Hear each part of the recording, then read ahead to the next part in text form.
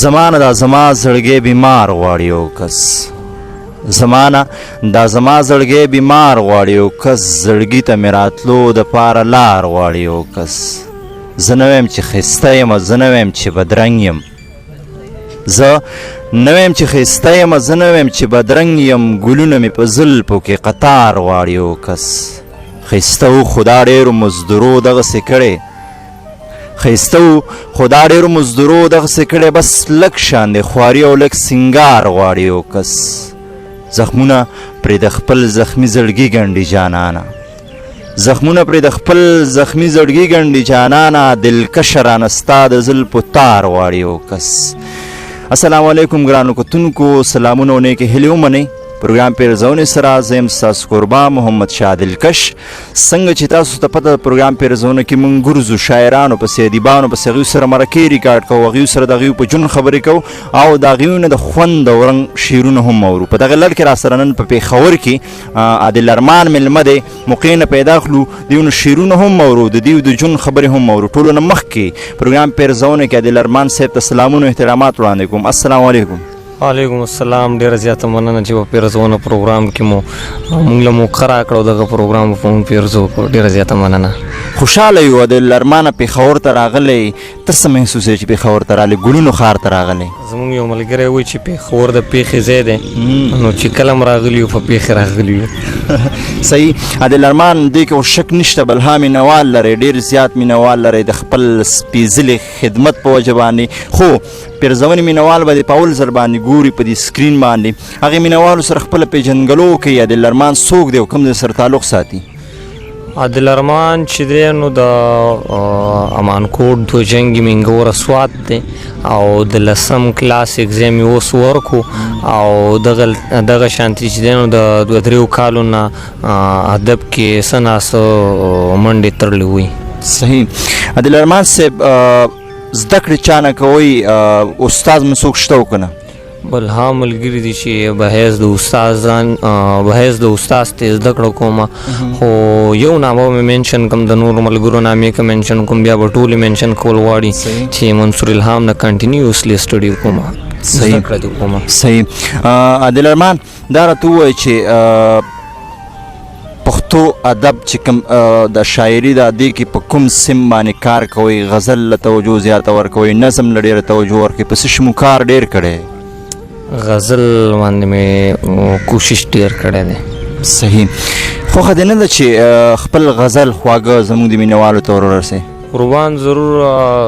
څه شعرونه به ووایم چې دا مې ژوند و او بس دغه زما کار و ته چې نه وې زما تا ته انتظار و دغه ته چې ورته یار یار کوې یار دغه یار دې هم څه وخت کې زما یار و دا شعر بیا وایه دغه ته چې ورته یار یار کوې یار دغه یار دې هم څه وخت کې زما یار و دنیا راغله خو هغه پکې رانغی چې په چا پسې دا زړه زما بیمار و او زه په خپلې یو څه ځم خپل ځان لا زه په خپلې یو څه ځم خپل ځان لا زما په ځان کې گرفتار و او عجیبه چلو په کور کې به پلار زوی و عجیبه چلو په کور کې به پلار زوی و عجیبه چلو په کور کې زوی به پلار و بې غرضه پرې د زړونه جوړول یې بې غرضه پرې د زړونه جوړول یې په څو ورځو کې ارمان دومره وزګار و ارمان صاحب ډېر ښکلی مزیدار غزل تاسو موږ سره شریک کړو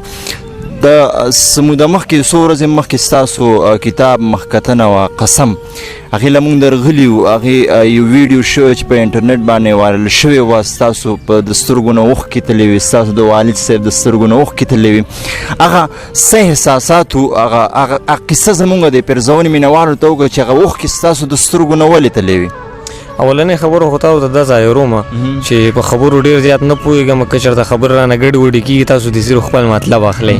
خو دا خبره به زه دا وکړم چې یاره یو ملګری د هغه د کتاب مخکتنه یا داسې یو پروګرام یې ادبي او هغې کې بیا د هغه والد صاحب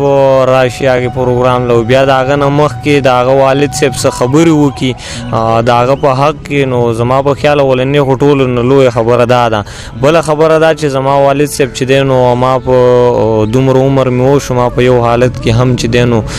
داسې نه ولیدلی څنګه چې پروګرام له راغی بیا په پروګرام کې خبرې کولې نو هغه تاسو ته به هم پتې چې هغه هم بیا حوصلې چې شوی و په پروګرام کې ځکه د هغه امید نه و چې د کتاب مخکتنه به دومره ښکلي وشي وغیره وغیره. نو اول هغه بې حوصلې شو. نو چې زما والد صاحب یا د یو چا والد صاحب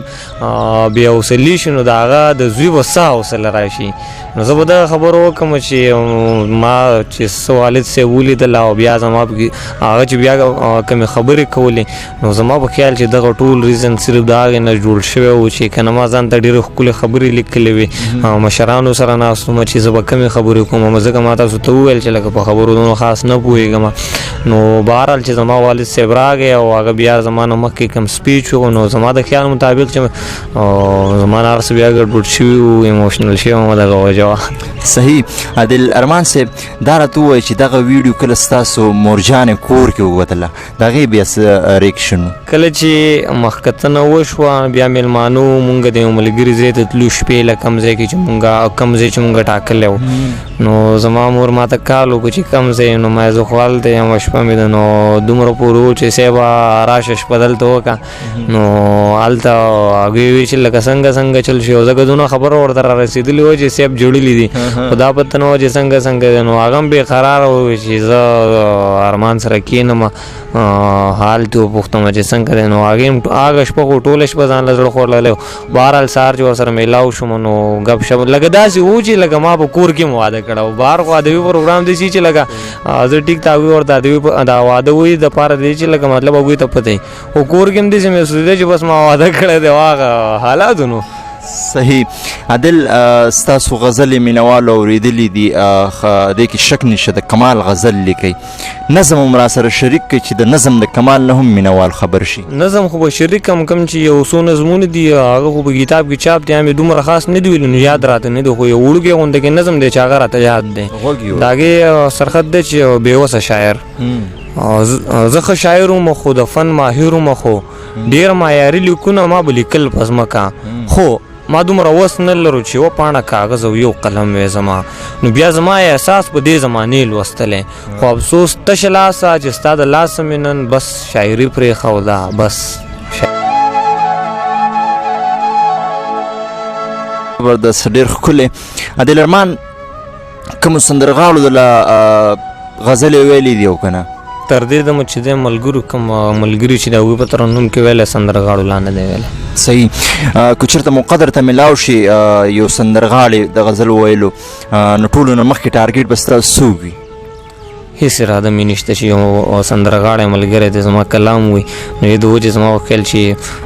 نامه اخیستل به هم لازمي ونه ګڼم. صحیح. نور به څه شریکوئ مینوالو سره؟ څه شعرونه به ووایم چې زما تجربه وایي چې بیخي سړي له ښه وي. زما تجربه وایي چې بیخي سړي له ښه وي د بعضې ملګرتیا نه دښمني سړي له ښه وي. ډېر ښه دی یار. چې دشته وي تیاره وي او یوازې لار وهل وي چې دشته وي تیاره وي او یوازې لار وهل وي په داسې وخت کې بس یاد کرسي سړي له ښه وي. بیا وایه دا شعر. چې دشته وي تیاره وي او یوازې لار وهل وي په داسې وخت کې بس یاد کرسي سړي له ښه وي او تش لاس خو ګرځېده ورپکې نه وي او که څنګه. صحیح. تش لاس خو ګرځېده ورپکې نه وي او که څنګه د مینې نه خو یاره ملنګي سړي له ښه وي. څه نور شعرونه یو دوه وایم چې خلک په ځان باندې اخته دي چا کې ست نشته دی.